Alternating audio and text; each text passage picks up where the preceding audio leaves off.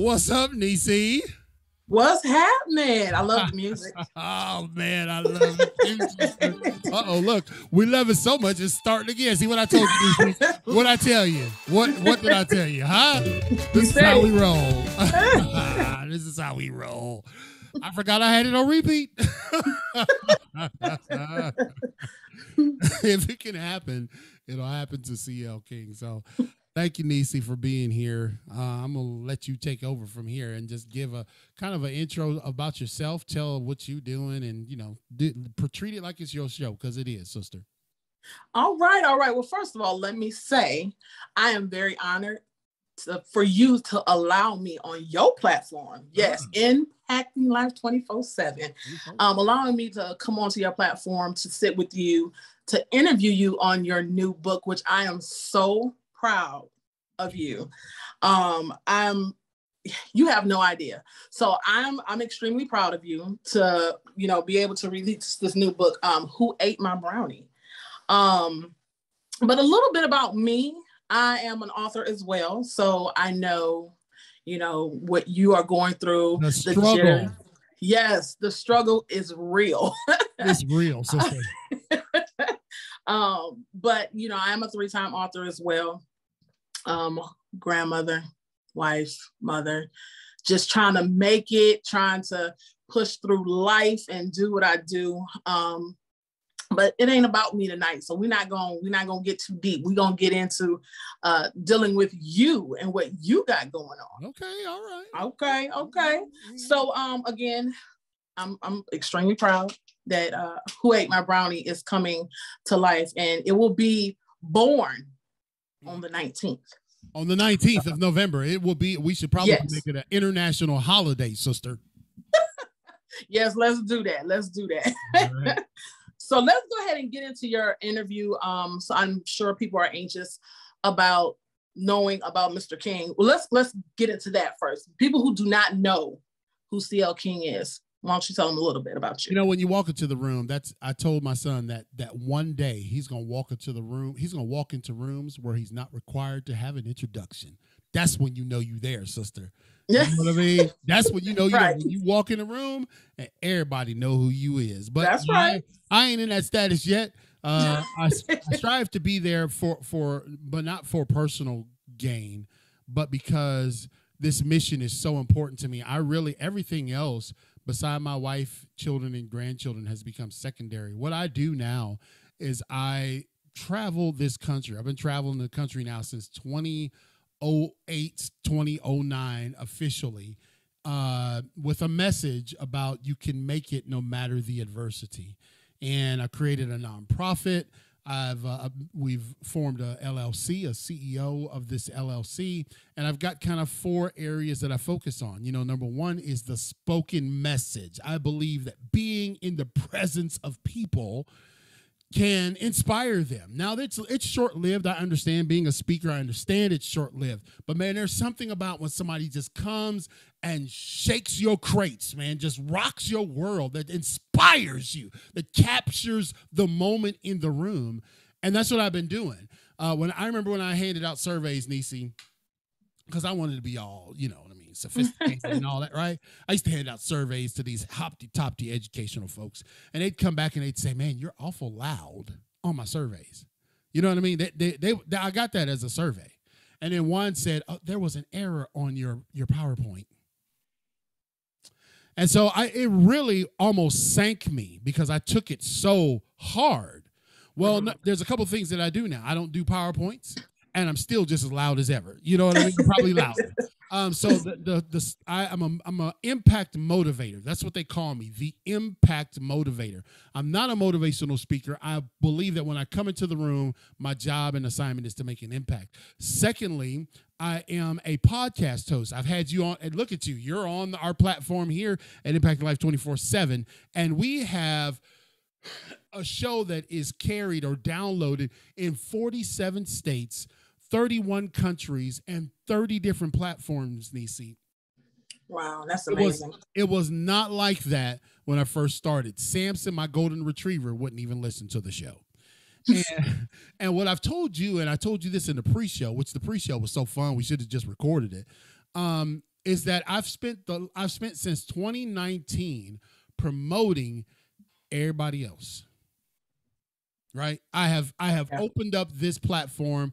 I have taken risks on people that I knew very little about to bring them to a cathedral of resources. And now I'm at a point, I'm at the nexus where, okay, I need y'all to back me up. And so Impacting Life 24/7 is truly about that. That's what we focus on. The third area is I in a smaller setting, I am a master life coach. And I coach people on a couple different topics. My coaching topics are two very specific areas that I walk people through that they already have within themselves. Number one is how to get in gear. Number two is the grind mode. Number three, which is very important to me, is fatherhood. Right? Fatherhood is important. Would you not say that, Neicee? Can the church? It's very important. It's very important. And so I coach on those three areas. And then finally, I have went through, like you say, I have went through the pains of how to produce a work. So now I'm going to go and replicate those skills in other people to teach them how to produce their own work. Wow. Yeah. That was a mouthful. And I know you're going to do that because you are a go-getter. And when you put your mind to something, I know that everything you do, touch, it comes to fruition. And I love that about you. You are you're just about business. That's the only thing you're about your business, period. And I love that about you. And you really try to instill a lot of that in me. Like, you really go in on me.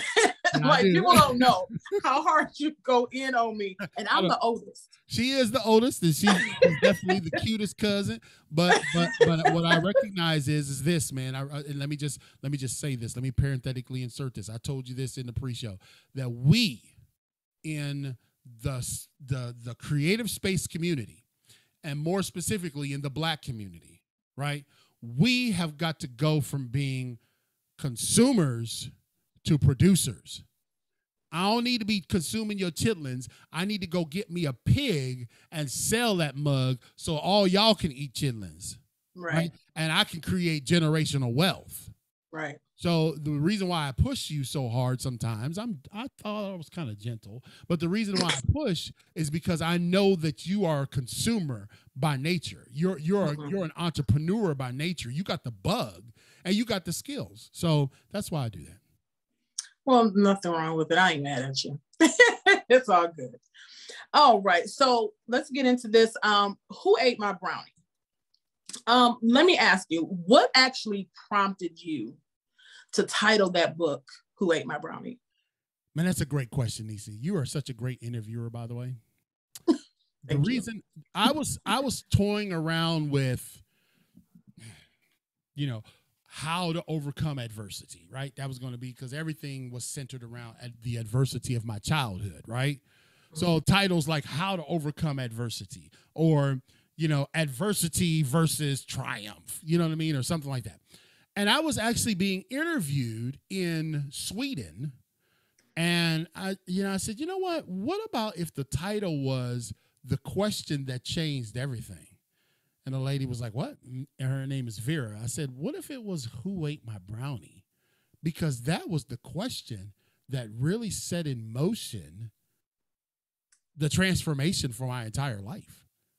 Had my mom not asked that question, who ate my brownie? Had I not eaten the brownie that was brought from the soup kitchen by her husband, and I snuck in and ate that brownie at night? Had I not been so afraid of getting beat when she said, I'm going to beat you guys every day till someone tells me who ate my brownie? That set in motion the very next day, Neicee, for me to run away from home. And all the precipitous events after that are how I got to be here.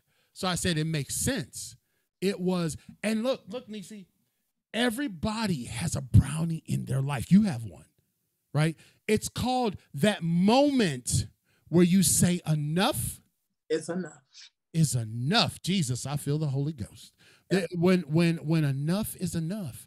And I said, I am not getting beat with that, because we didn't get beat with a traditional belt, sister. We got beat with something that I still have the welts at 47.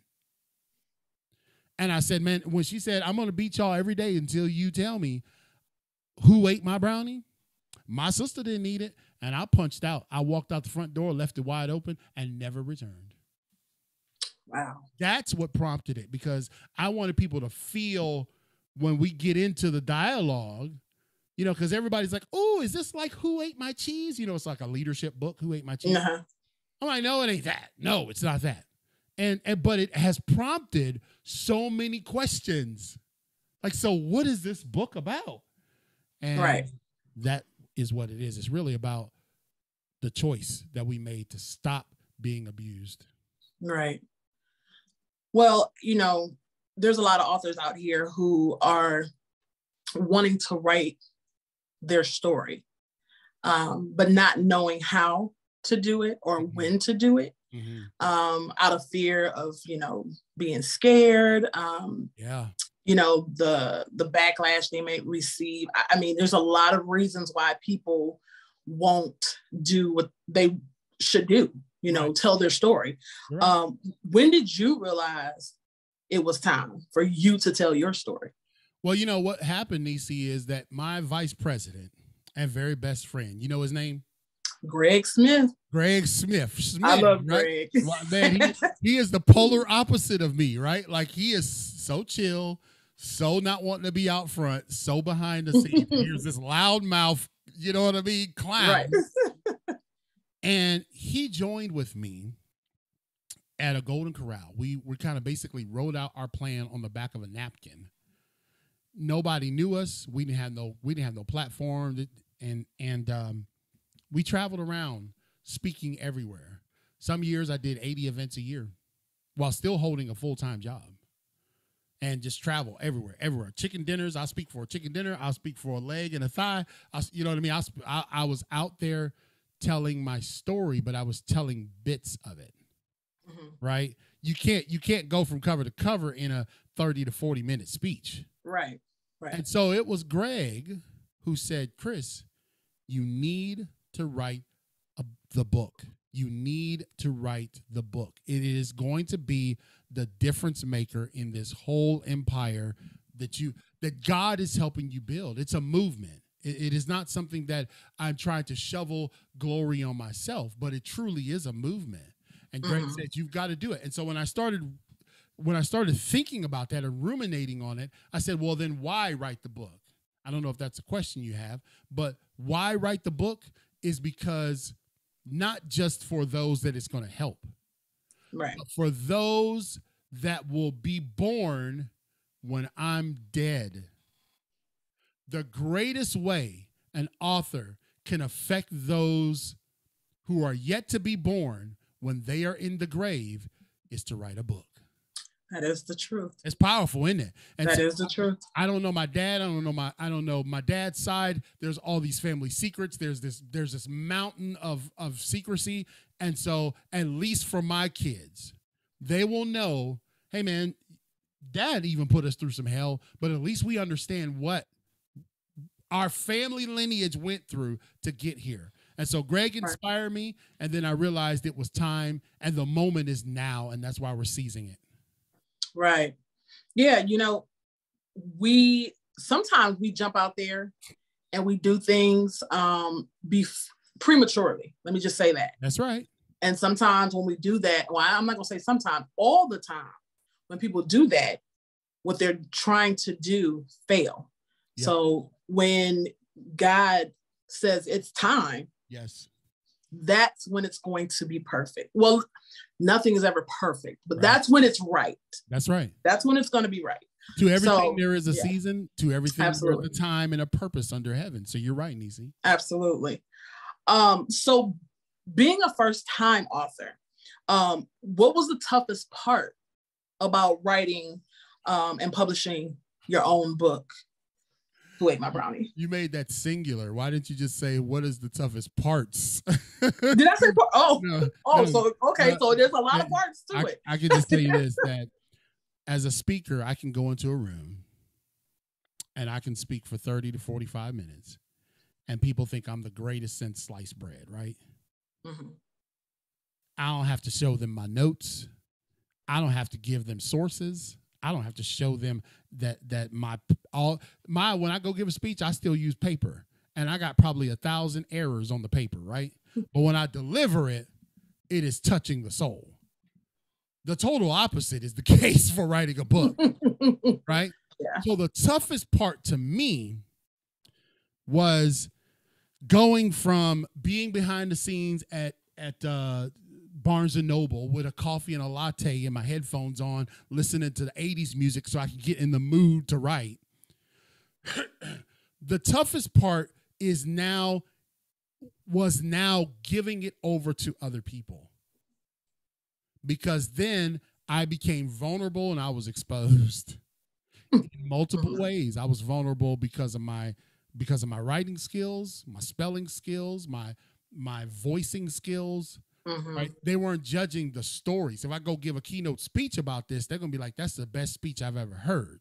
Mm-hmm. But because I just typed, that's all I did. That's all I did. I didn't even edit as I was going along. So when the first edit came in Grammarly, they said, you got 50,000 errors in this thing. You know what I'm saying? And so the editing, as Dr. Skip Mundergall from the Army said, the magic is in the editing. And that was the most painful part of this whole process. Because just when you think it's good, you go back and you're like, I told you some secrets today that we won't reveal to everybody. But just when you think you've gone through edit number 4, and you open that book with fear and trepidation because you're like, am I going to find something that's wrong? Right. I feel like what we talked about. I feel like, Neicee, it's like cooking for guests. When you cook for your family, you know what I mean? If you lick your fingers while you stir in the pot, you're good. Right? But when you have guests, your house clean, everything in their place, you making sure you got plastic gloves on, you know what I mean? And so it's a different dynamic. And I felt like so vulnerable because I had to take the criticism, which is editing, of my story. It went from being, hey, that's a great speech, to now, this is terrible. And that was the hardest part, was letting people expose my inability to tell it right and work with me to get it so people could read it. That was the hardest part. Right. Well, speaking of, I heard a little birdie actually told me that Santa visited your house today. He visited you today. How he gets to come to your house today? It ain't nowhere near December. No, and he delivered you a package. What did you get? What did you receive today? You know what, Neicee? I'm so glad you asked. It's interesting that anybody would want to know what would come in the mail for CL King. So I'm going to just show you. Can I show you, Neicee? Yeah, absolutely. I want to know. All right. Well, here we go. We'll let everybody see this. All right now. I told y'all this was the one. You feel that? Gospel music at its finest. Old school, new school. Here we go. 1, 2, 3. See, I've been through the fire a few times. Been up against the ropes a time or two. And even when I thought my life was over, I pushed on through the pain. Just let go. Just let go. Trace my way through it. Trace my way through it. Just let go. Just let go. And trace my way through it. Through it. Through it. And just step in the name. Just step in the name. Just step in the name. The name of. Come on, get it open now. Just step in the name. Just Girl, you know you can still step. Let me see you move a little bit. Listen, you gonna have me up here shouting in a minute. Go ahead, come on.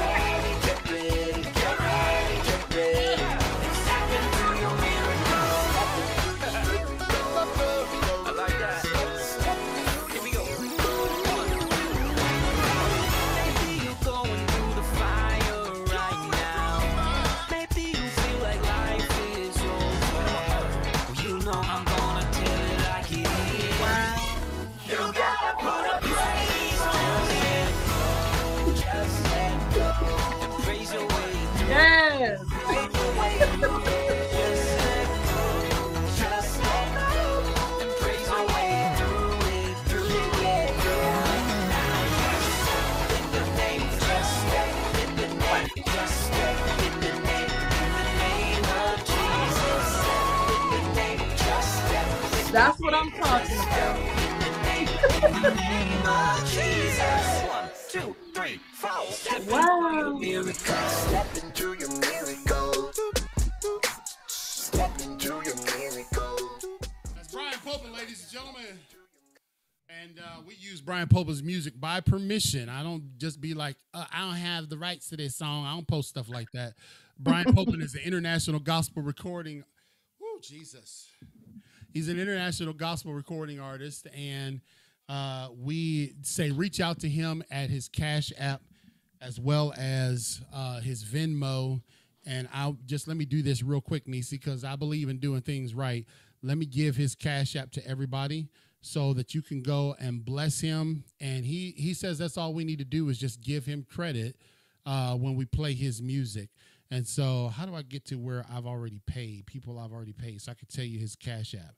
Where do I go, Neicee? Do I go to the sign, the house?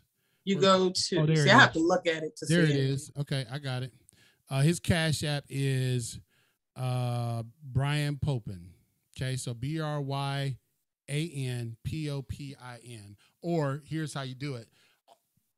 $BRYANPOPIN. And so thank you, Brian. I reached out to him in 2020, Neicee, at the height of the pandemic. Nobody was touring. Nobody, you know what I mean? Mm-hmm. And I reached out to his folks, and they said, yeah, as long as you just can give us credit, and if there's an offering or a love offering that you guys can do it. And so that's why I continue. But yeah, love Brian. And what great way to intro the book, huh? There it is. Yes, I love it. I love the cover. Yeah, man, it's sharp, and I'm gonna give Digipod a shout because they're the company that I'm using to print, and I work with them, Neicee, exclusively. I've called them like 15 times, and we go back, fix stuff, re-upload, and they're very, very good to work with, and very, very, very economical. Good. It looks really good. I'm so proud. As I stated before, I'm very proud of you. Now make sure you get that book for me out of the box. I don't want the one that you just threw on the couch. I just need you to know that. Okay. Well, I believe that God's going to make it so that I can do that. You know, yeah. I can't do it right now. I know that. But you know what I'm saying is I believe that one day I'll be able to just go to events and throw them out in the audience, you know? Yeah. One day you will be able to do that. Yeah. Absolutely. That's the goal. So let's get back into your story and find out a little bit more. So when you started writing your book, you know, when you write stories like you and I have, sometimes we feel like, I shouldn't do this or I shouldn't say that because there may be some repercussions behind that. Right.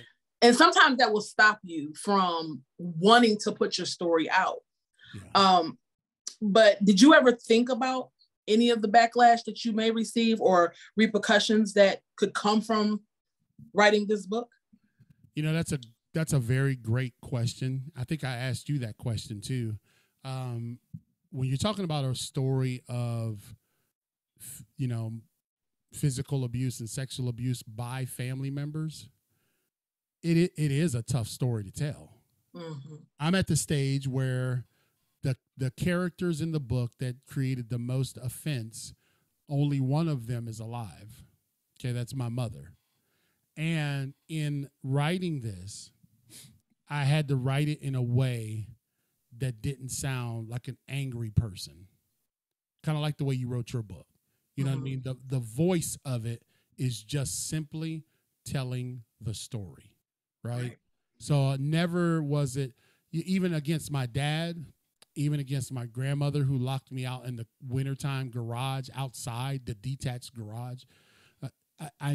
All I did was state the facts and maybe ask questions like, I wonder why they feel this way about me, or why is this happening to me, right? But it never was, my dad was a terrible dad or my mom was a terrible mom. So at this stage, I've written the story from my perspective, and it's not an attack. So I feel at peace, and I feel God's release on letting it out. Okay. Right. Because I would even feel comfortable with my mother reading it because it's just true statements. Right. Right. That's one thing when writing a book like this. You know, sometimes you have to think about others, but at the same time, it is your story. Yeah. It's absolutely your story, and no one can take that from you. Right. And so to put it out there, regardless to how whoever's in the book may feel, right. You know, you can't be upset. And so they can't be upset because things have happened. And, you know, sometimes that's what's fearful for people. Sometimes people won't write because of them in fear of what somebody else might feel or the backlash they may get from that uncle or father or mother or whatever. Yeah. But, you know, that's where we have to go to God. We have to pray. And once you're at peace with that, then it's time to, you know, move on and start telling your story. But that's one thing you can never, and what you were saying, you can't write with hate. Right. I always had prayed prior to me even writing just a little bit, you know, Lord, is this the right thing to say? Right. Should I do this? Should I do that? You know, because, you know, you really don't want to make people look bad. Right. That's not the goal. That's not the goal. You know, Neicee, that's a great point, because I talked about that in one section of the book. I talked about how some of the things that I was saying could sound really morbid. You know what I mean? Sound like depressing. Like, good God, did anything good happen? Right. See, right. One thing after another. And I'm, you know, when you write your story, it's a chronology, right? Just like what you remember. But I said, not all stories have this picturesque white picket fence narrative. They don't. And so I said, though I'm working to make this palatable for you, I still have to remember that I didn't ask for that story.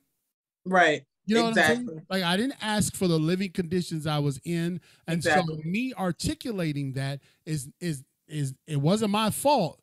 So it's that's like, we can't victim blame because a victim comes out. Right. Well, you know, the story's out now, and, you know, there's nothing anyone can say or do about it, except live with what you've put out and know that it's truth. Right. I mean, I know there's truth. There's your side, their side, and then there's the middle. But at the end of the day, as long as you're at peace with what you have put on paper and what you put out to the world, that's all that matters at this point. Right. You know, because I think I said this in the book, Neicee, that even like about family secrets, like I was probing family members just to try to find out who the heck my dad's dad was. Like, what's a generational tree, right? Nobody knows, not even people on my grandmother's side, who is my dad's mother. Nobody knows. Nobody will tell me. And so it's like, listen, I don't need all the gory details. And in the book, I didn't put a third of the gory, and I tried to make it so that it wasn't gory. It was, you know what I mean? Like, I tried to make it so, like, I didn't say these women raped me. You know what I mean? I used different language for you to be able to understand what happened to me without it being some Stephen King novel. Right. I don't think anybody can get as gruesome as Stephen King. Yeah, really. Seriously. So let me ask you, what effect do you think your story has had on your family, particularly your children, if any? Well, they have seen. That's a great question. They have seen the effects of the hurricane, right? Without the hurricane actually being on landfall. I am very transparent in this book because a lot of people see me, bro, sister. I'm about to call you bro. A lot of people see me and they're like, "Oh, he's CL King. He's brought up here. He's there. You know what I mean?" They see the public image, but they don't see the weekly trauma. You know what I'm saying? Yeah. And so I think this will help all of my kids bring some things together because I never went through therapy. You know what I mean? I went from homelessness, group home, foster home, Church of the North Coast, military, married. Right? And in every season I've been in, I've always succeeded at such a high level that people thought King is good. Right? But then behind, like the title of your book, behind closed doors, I was still having hurricane force winds and not really understanding why. Right. You know what I mean? Just be truthful. Right. And I never did any of the things that I write about in this book. I've never done any of those things to my children. None of them. Right? No sexual abuse, no physical abuse, nothing like that. But I was not the man and leader and dad that I was supposed to be on many occasions. Right. And so they got the wind, you see what I'm saying? They got the effects of a still broken man. You see? They didn't know why dad is acting like this. Heck, I didn't even know what the heck is wrong with me. You know what I'm saying? Right.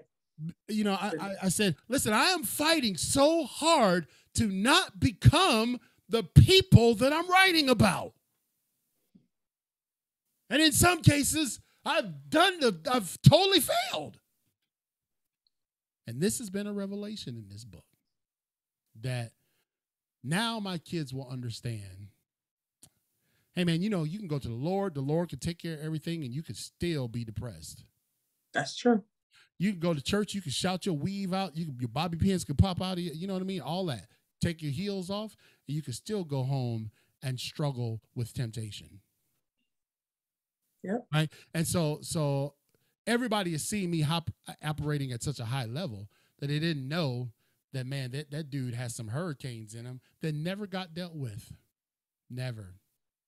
And so for my kids, I think this book, you know, because they experienced it living, like some of the remnants of my behaviors that were due in part to the way I came up. They experienced some of the peripheral wins of that. But now when they have this thing, this weapon in their hand, they'll see, okay, now I understand. Now I understand where we came from.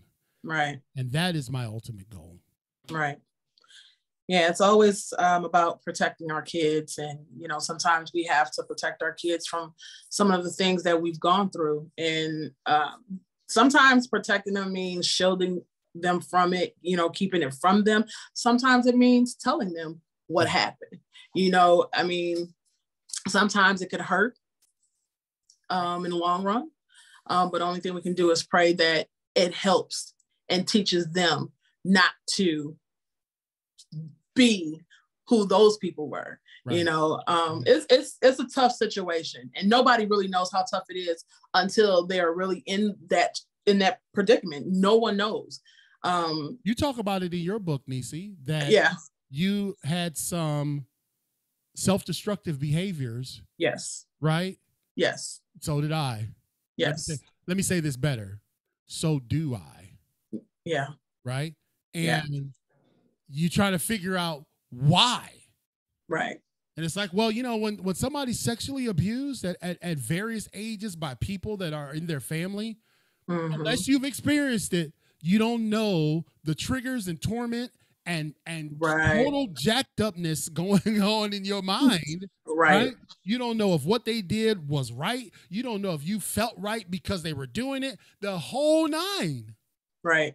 Exactly. And this is why I speak to churches and say, man, listen, God is the God of peace. He can heal, he can deliver, he can do it all in an instant. I 100% believe it. But then there are those that it is a lifelong, they never get to the end. It's a lifelong. Right. It's a lifelong process of trying to heal and fix yourself. Exactly. So at any point during you writing your book, did you ever want to stop because of the pain you had to relive? Yeah, I stopped for I think 90 days, Neicee. Yeah, I know there was a period of time where you told me, I'm not writing right now. Yeah. Why not? You got a deadline. Well, I had to just put it on the back burner. I had to step away because it was taking me back to 1980, 84, 85, 86. Mm-hmm. And so then I was having behaviors that would try to mute those traumatic feelings. Right. All right. Look, Yeah. I'm just being straight up with you, man. I want everybody to know that CL King, though I love what I do, man, I still got some jacked up issues, right? but the reality is that when I put that book down and stepped away, I felt like Mom Plowden's echoing voice was in my ear because she never endorsed quitting. You know, my last foster mom, Ruth E. Plowden. I'm sitting in the Ruth E. Plowden legacy chair. I dedicate every speech that I give to Ruth E. Plowden. And one of the things Ruth E. Plowden never endorsed was quitting. That's right. And so I had to pick it back up because I was jealous of you. I was like, yeah. Listen to me, Neicee. We don't realize the work. That's why it's so important. That's why I want to get you back out there, because it's so important. We don't understand sometimes the value of the things that we're doing. We feel like, man, nobody cares. Now I'm insignificant. The work that I'm doing isn't working, but there's somebody out there that's watching. And they say, man, if Neicee can do it, and her story is treacherous, if Neicee can do it, then I can do it. And I saw you putting out book. Then the second book, I'm just like, well, my God, you're going to wait for me? I mean, Lord, she got 3 books, ladies and gentlemen, before I got one. I wasn't trying to move before you. I wasn't trying to move that fast. Sorry. No. But you talk about being driven. Yeah. Now I'm going to be working on my 4th and my 5th. So, Thank you so much, Neicee. Jency says everyone has something they don't admit they deal with. Who said that?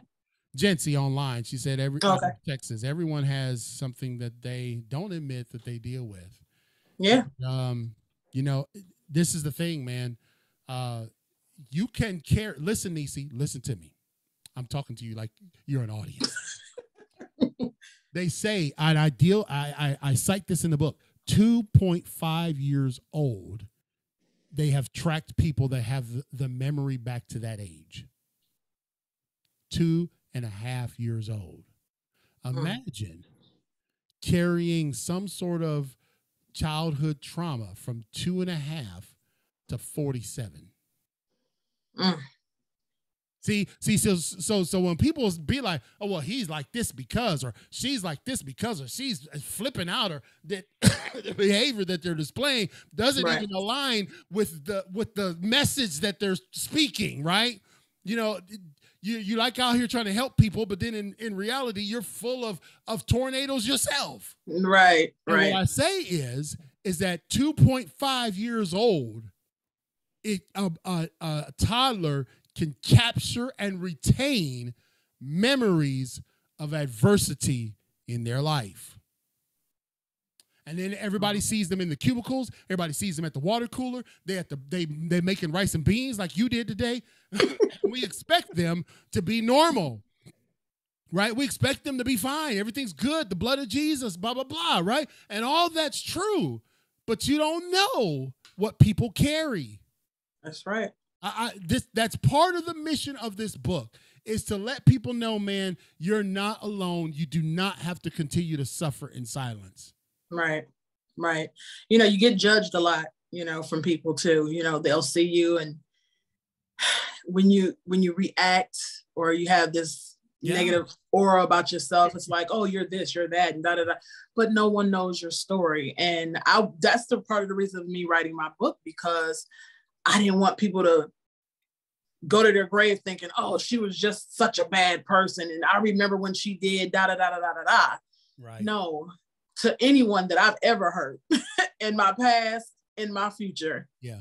I apologize now, but the people from my past, you know, it was because of the torment I endured from family members, from, you know, everybody else in my book, and the same with Chris. So, you know, I want people to understand what people have done to us that's not who we are. Right. We're not evil people at all. Right, man. And listen, you know? let me just tell you, Neicee, because this is important to do when you get back on the air. This is important to do periodically throughout the show. This coming Friday, right? You're going to be there, right? Yeah. You're going to be dressed up? Sure. Wear a ball gown.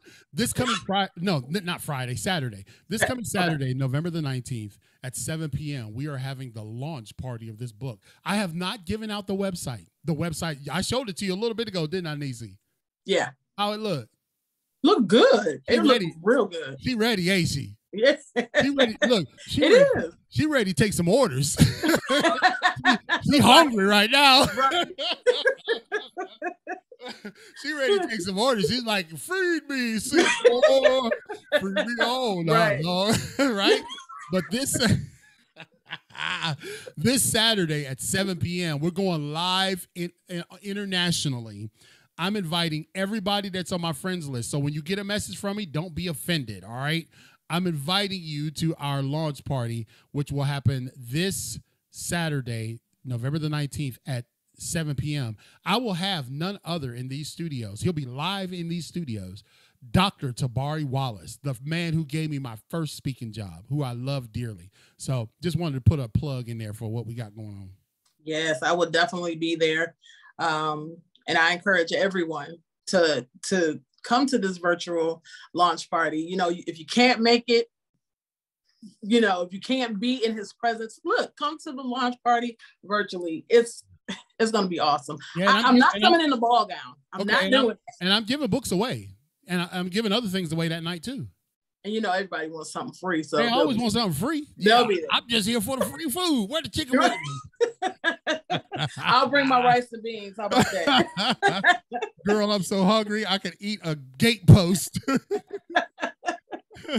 Oh my goodness. So let me ask you, what have you learned about yourself since you've written this book and having to endure all of the massive changes you went through? I mean, you were homeless at 11, went through group homes, foster homes. You went through a lot. Yeah.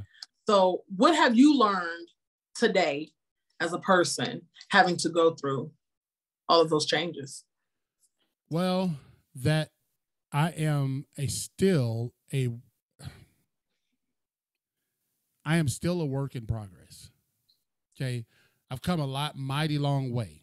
Sometimes I find myself comparing where I am today to where I was back then, Neicee, right? And I'm just like, I'm good. I eat nothing like that cat. But what the process has taught me is that it is a journey. And I describe in the book, in the chapter about mom, because, you know, I talk about the longest book in the chapter is about Ruth E. Plowden. The longest chapter in the book. I said the longest book in the chapter. Yeah, right. I caught that too. She had me go through a Bible study with her over the 119th Psalm, which is the longest set of verses in the entire Bible, right? It's like, you could it could be its own Bible itself. So, right. And I think what she was teaching me is that this is a process. It's not a sprint, it's a marathon. And she gave me hope that when I messed up, she gave me space to tweak myself, to make corrections. You know what I mean? And this life, what I've learned about myself writing this book is that, man, okay, King, you've come a mighty long way, but don't stop trying to improve. You know what I'm saying, Neicee? Don't ever get to the point where you think this is good enough. Right. I always want to try to improve myself to be a better husband, to be a better father, to be a better grandfather, to be a better cousin. You know what I mean? And so that's what it's taught me, man, to like the process of writing is painful. And sometimes the process of life, getting yourself together, is painful.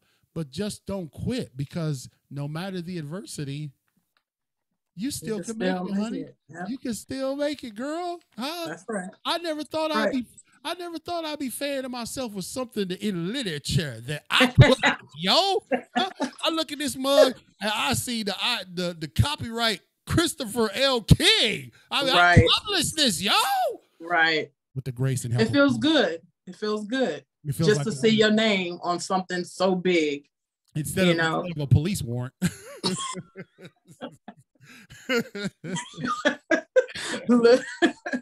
Oh yeah, you're right. I don't ever want to see your name on one of those. No. So, I'm proud of you. I'm really proud of you. That is a big accomplishment. To release a book. What have you learned as an author? First time author. What have you learned? Woo. Am I looking skinnier, Neicee? Did my face look skinnier? Man, listen, it did. Yeah. Well, because I've copied off of Neicee since I got the flu. I had the flu, and I have not left the house even since last Thursday. I've not left this house. Wow. So everything's fine except for me trying to get my stomach to quit running away from me. It's fill in the blank there. But this intermittent fasting is really, I just started doing it since I was sick. I said, man, let me just try something to reclaim this body. I got a long haul. I'm going to be giving a lot of speeches, traveling a lot, and I want to be healthy. So nonetheless, you asked what was the lessons learned of the book? What'd you say? Of becoming an author, first-time author. The first-time author is like similar to forming my nonprofit, right? When I formed my nonprofit back in 2009, I didn't know nothing about the nonprofit world. I didn't know nothing about taxes. I didn't know anything. And I didn't have a mentor. Everybody kept their cards so close to their chest. Nobody wanted to help. Now I'm going to pastor for a minute, so just get uncomfortable in the pews. You know what I mean? I was a young African-American man trying to form a nonprofit to help at-risk and underprivileged youth. And I couldn't get help to figure out how to get to the end. Well, the book has been similar because not many people do it from start to finish, right? Not many people like I have. And so the difference with this is that I formed a nonprofit, and that's great. But this book will live in perpetuity. This is going to live. This is a legacy. What I learned about writing is, and putting together a book is, I didn't know anything either. But there is a process to get it done, right? So here's what I want to tell people. Google and YouTube are your friend. That's right. They're your friend, because listen, I don't have anybody in my circle who has done it from start to finish. Like, I'm selling the book right from the headquarters. So I don't need nobody else but the postman to show up to deliver my packages. Mm-hmm. I didn't farm out. I did the cover and stuff like that. But I'm saying I didn't offload the work. I had to feel every ounce of pain to get this project done. And so what I've learned is that there is a process. You cannot get frustrated when you meet roadblocks, because there are plenty of roadblocks, even though there's a process. And I am the type of a person, you said it, I am a type of person like, I want to write a book. Okay, da-da-da-da-da. There's the book, print, I should have it. But I had a release date of 7/24. 7/24 came and went. I didn't even finish the manuscript till 7/24. And then I had to give it out to people to tell me how terrible it was written. But the process, Neicee, the process. There is pain in the process. But I want you to understand that you can't, boy, I'm feeling like a motivational impact guy right now, that you cannot avoid the process. That's what I learned. I said, man, as much as it's painful, I got to get it. It's like a salve. It's a medicine. And to get to the very end, I mean, like even printing, I had errors. Even printing, I uploaded the wrong file. And I had to pay to upload another one. Right? So understanding the process. So what I would say is that let's just talk for a second. We as a community, everything I need to share with you, you don't have to pay for it. Now, I do want you to pay for my coaching because I worked really hard to get that stuff together. I do want you to pay me to come speak because I haven't spoke for enough chicken dinners, almost 340 events. I'm good. I don't need to become speaking for no pennies no more. But, man, if you're trying to get there, this is what I tell people. That I may not be able to light the whole fire for you, but doggone it, I can come by and fan the flames. You see, Neicee? I can come by and help you along the journey. Mm-hmm. Now, I won't say that it wasn't all because you gave me input. Katrina McCain gave me input. Greg Smith gave me input. Danny Brunson gave me input. So I took their inputs and Googled that. You know what I mean? So what they talk about on YouTube about that. So I did get bits and pieces. But when you go to the subject matter experts, it was just like, we haven't done it this way. All of us went to a publisher, so we don't know. Sure. You know what I mean? Well, all of us went to a publisher, so we didn't know. So I didn't even know how to get an ISBN number. I didn't even know how to get the book in copyright. I didn't know what steps were required. Do you know the steps to get it copywritten? No. Absolutely not. Well, look, Neicee, look. Shout out to Stewart Publishing. They helping me. They help my girl out, right? Look, Neicee, look. I got it right here from the Library of Congress. I got the thing. Right. I got it from the Library of Congress, cuz that I figured out how to do it. And so I'm proud of you for doing that. There's pain in the process, but that's what I discovered. Next question. I'm sorry. Yeah. So knowing all of the pain that you had to go through, the next time you decide to write a book, it'd be a little bit more easier. Do you plan on writing another one? Yes, I already have it. It's called The Edge of the Huddle. It's a leadership book.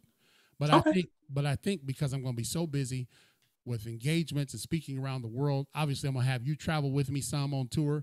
You got to get your dance routines down. You know what I mean? You know what I'm saying? I'll get it together. Two old people up there doing the WAP or whatever. Right. Breaking our hips.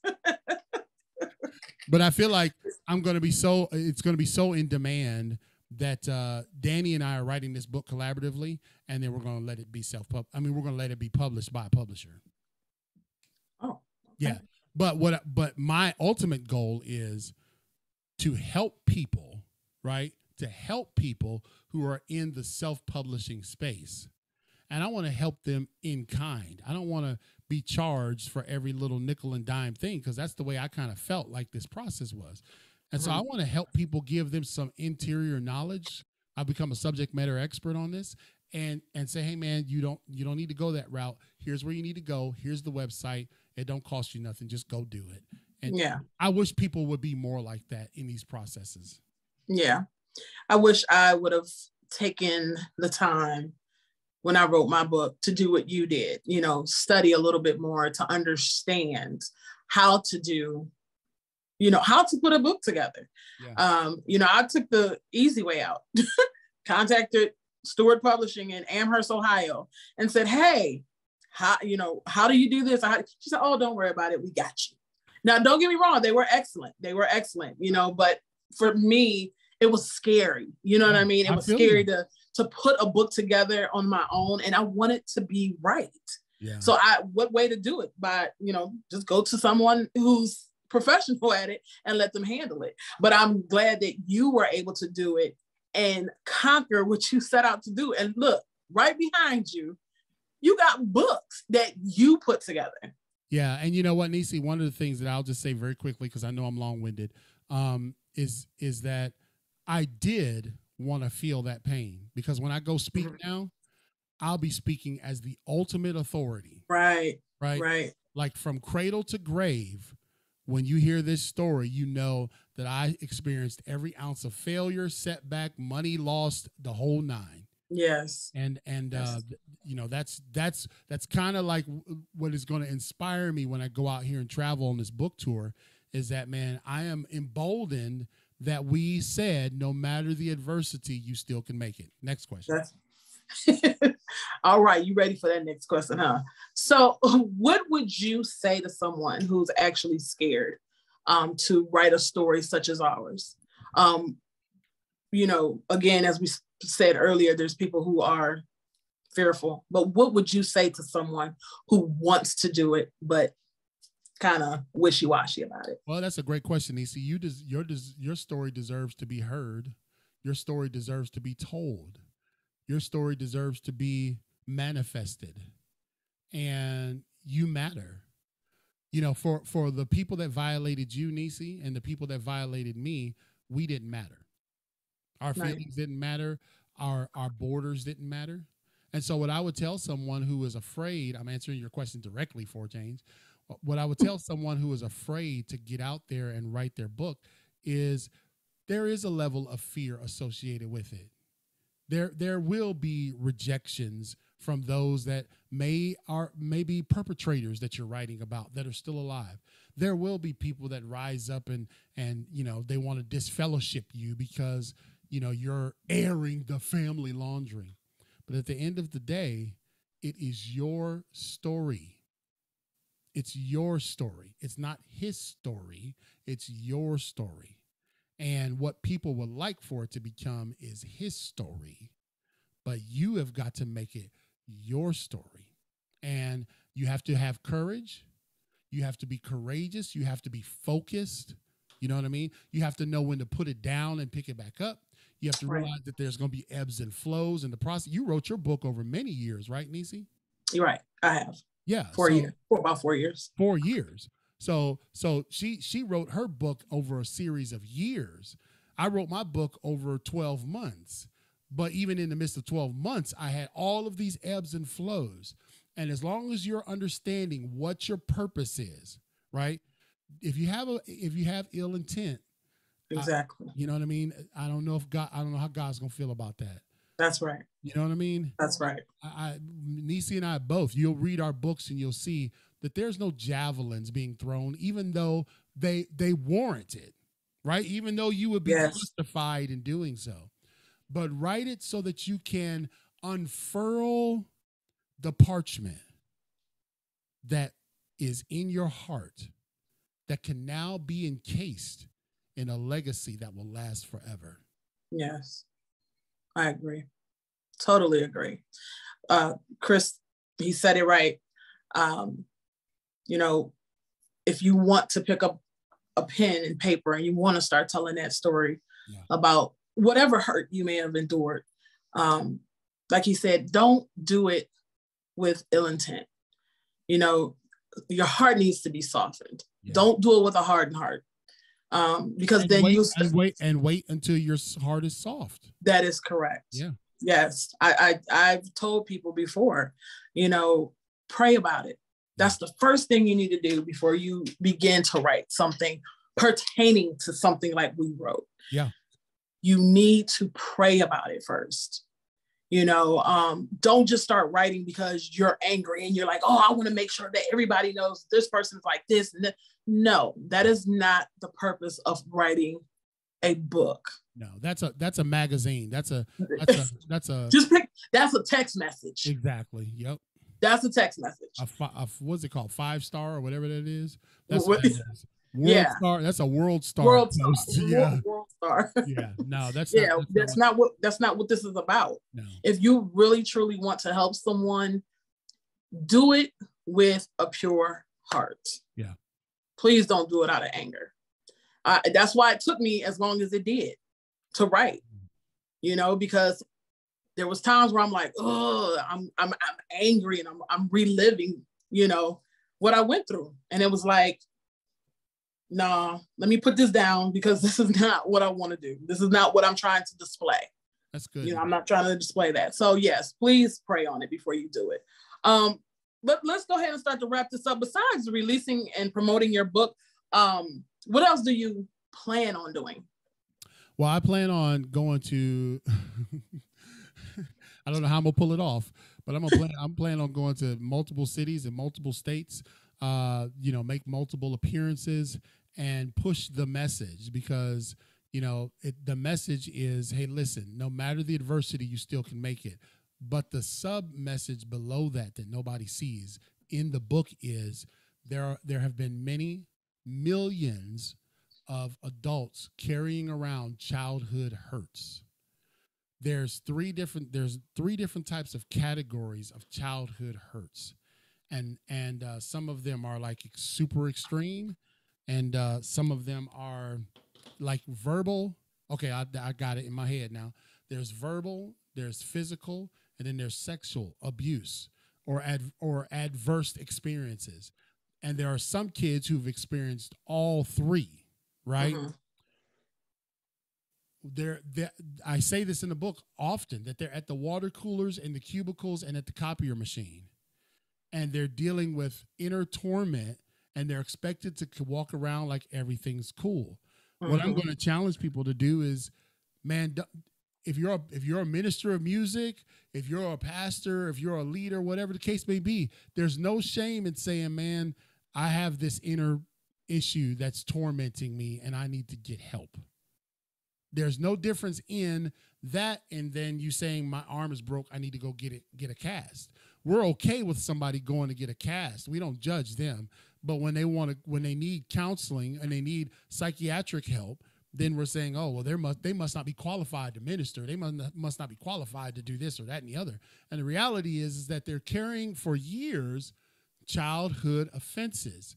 And so what I'm going to encourage people to do is, number one, find a vehicle to let the healing process start. In some cases, it's like what we did. We wrote books, right? And we started saying, hey, look, this is going to be an expose. This is going to be an unfurling of my heart so that way I can heal. I want to leave 1985, I want to leave that stuff behind. Right. I don't want to manifest the behaviors of the hurts of 1985. I don't want to manifest those behaviors in 2022. Right. So that's what my goal is. My goal is going to be out here as a mouthpiece. And I got a big mouth. As a mouthpiece, the impact motivator, to challenge people who have experienced adversity, that you can overcome it. When you read this book, you're going to see like, dog, he did it, but it wasn't easy. And it's continual. I want them to know, right? Neicee, is continual. Yep. You got to continue to work on yourself. That's right. So that's what I'll be doing. Good. So do you have any words for the people that are listening to you today? Any positive words, any positive affirmations that you want to share? Man, I ain't got nothing. I ain't got nothing positive to say. I always got something negative. I'm always dogging people. Hold on 1 second, Neicee, because the reality is that it's so cool to finally be on the other side of the chair. Most of the time, I'm the one doing that closeout thing. So you did a really good job of interviewing me, and I want to thank you for taking time out of your schedule. Neicee, I know you're busy, and as we talked offline, we both got stuff going on that demands our attention. But I also believe that God called us with an expedited urgency to do the work that we're doing now. So my message to people is this. Failure comes in all different packages, shapes, and sizes. And if you're spiritual, the enemy would like to give you a note of discontinuation, that your failure means you are no longer valuable. So what you wind up doing is you wind up pursuing being viral instead of being valuable. I want you to know that just because bad things have happened to you, and because maybe you have failed, maybe you've been that hurricane like Chris King talked about. Maybe you've hurt some people along the way. There's never, ever, as long as you're breathing, an expiration date on the opportunity for you to try again. Neicee and I are not cousins by blood. We are cousins by choice. I am her foster cousin, and yet we're closer than most blood cousins are. And the reality is that we share that same value that, hey, listen, man, I know that I'm worth something. The enemy, the world, the system will try to show me and tell me that I'm not. But I know that I am. And I want you out there to know that just because you've gone through something bad doesn't mean you're not still valuable, and to walk in that value. In Jesus' name, amen. Amen. Amen. So let us know where we can find your book. What's the social media platform we can find Girl, you?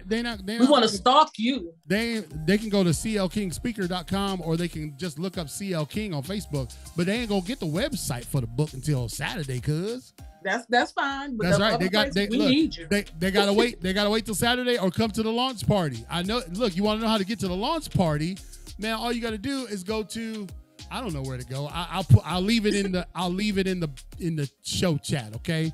I'll leave an invitation to the launch party, and at the launch party, we're gonna reveal the website. We're gonna unfurl everything. We're gonna show all the books. Tabari Wallace is gonna be here. We're gonna have gifts, giveaways. Neicee will be in the house. It's just gonna be live, and you gotta be there. You gotta experience it. So that's what I want to do. Absolutely. Well, I want to thank you once again for allowing me to sit with you, to talk to you about your new book, Who Ate My Brownie. I'm again super, super proud. And I'm looking forward to whatever else you have going or going to happen in the future, because I know you got a lot of things. Yeah, you just helped me with a television. You just helped me with a television interview. So we about to rock this thing, girl. So yes, I cannot wait. I cannot wait. All right, so listen, ladies and gentlemen, that's it. I guess I'll close my own show. But I love you, Neicee. I appreciate you. I thank you so much. And I hope this has been helpful for somebody out there. Just tune in to the launch party. It'll be live on my page, probably live on Neicee's page and other pages around the country.